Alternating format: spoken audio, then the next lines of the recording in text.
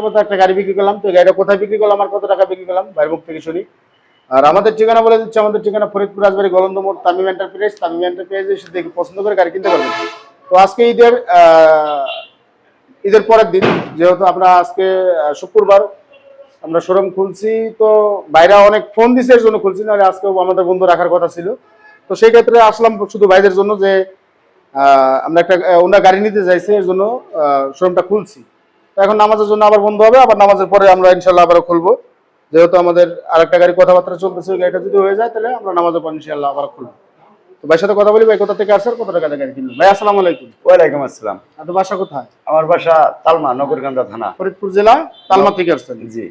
আচ্ছা, এই গাড়িটা তো নিলেন তাই না? হ্যাঁ। কত টাকা দিয়ে নিলেন ভাই? নিলাম 1,74,000। 1,74,000। জি। কাগজপাতি বুঝাই দিছি? হ্যাঁ, বুঝাই দিছি। আপনার না পিছনে শোরুমে যে নাম তো আছে বা চাষি নাম্বার টাম্বার এগুলো মিলে দেখছেন? হ্যাঁ, দেখছি। ঠিক আছে তো? ঠিক আছে। ব্যাটারিটার গ্যারান্টি দিছি কতদিন আপনার? ব্যাটারি গ্যারান্টি দিয়েছেন 5 মাস। 5 মাসে। 5 মাস 6 মাস করেন না ভাই, না, 5 5 মাস। মাস। যেটা আমি বলছি সেটাই সেটাই। বলবেন। মানে আমি এক্সট্রা কথা বলে কোনো ভিউ আমার পাওয়ার দরকার নেই, কারণ আমার কিন্তু এই ভিডিও সবাই দেখে, অবশ্যই। 64 জেলার লোকই দেখে, ইভেন বাইরের থেকেও দেখে সবাই। এটা হলো 22-এর মডেলের গাড়ি, সরি 24-এর মডেলের গাড়ি, ব্যাটারি 25-এর মডেলের। এই দিয়ে আমি আপনার কাছে বিক্রি করলাম 74,000 টাকা। তো এই ধরনের যদি আরো গাড়ি কেউ যদি নিতে চায়, ধরেন যে আপনাদের ফরিদপুর থেকে যদি কেউ আসে, তারা কিনতে পারবে তো গাড়ি? আলহামদুলিল্লাহ। কোনো টাকা পয়সা নেই, কোনো সমস্যা টমস্যা নাই, না, এরকম না, কোনো না। কিছু মনে হয়েছে? না, না। আমি কিন্তু এর আগেও আমি এই যে এই বাইরের কাছে একটা বিক্রি করছিলাম, ওনার বাসাও ওই এলাকার ভিতরে। তো যাই হোক, উনি আবার আসছে গাড়ি নেওয়ার জন্য। আমরা চেষ্টা করি আমাদের তরফ থেকে, ভাই 1,000 টাকা যদি লাভ হয়, আমি যদি এই গাড়িটা না ছাড়ি, এই গাড়ি 2-6 মাসের ভিতরে বিক্রি হবে না। আমার কাছে এখনো গাড়ি আছে এই ঘরে, প্রায় 6 মাসের উপরে করে আছে, দাম উঠছে হলে বিক্রি করিনি। আমি এটা নিজে প্রমাণ যে এই ব্যবসার ভিতরে এমন একটা জিনিস, 1,000 টাকা বেশি উঠলেও গাড়ি বিক্রি করে দিতে হবে। কাস্টমারের পায়ে ধরে এলেও আমার ওই গাড়ি বিক্রি করতে হবে, নাহলে ওই গাড়ি আর 2-6 মাসের ভিতরে বিক্রি হবে না।